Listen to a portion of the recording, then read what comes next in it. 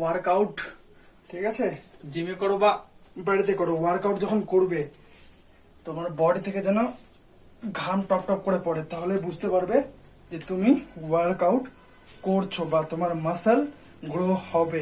যখনই তুমি ভালোভাবে ওয়ার্কআউট করবে তখনই তোমার বডির অবস্থা এই আমার মতনই হয়ে যাবে। তো তোমরা একটা কথা বলছো, ঠিক আছে, যে দাদা অনেক গরম, এখন প্রায় আমাদের এখানে 45 ডিগ্রি কাছাকাছি চলছে, তো এই গরমেই যারা ওয়ার্কআউট করছো বলছে যে দাদা ফ্যান চালাতে পারবো।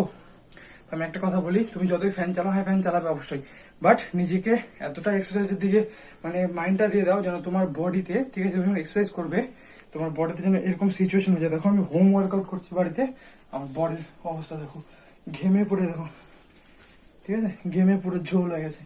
তো ওয়ার্কআউট করো, ঠিক আছে, এটা টেনশন করো না যে তোমার গরম লাগছে, যত কষ্ট করবে তত তুমি ফলটা পাবে। ওকে, ঠিক আছে, টাটা, ভাবে ভালো থাকবে, সুস্থ থাকবে, দেখা হবে নেক্সট ভিডিওতে।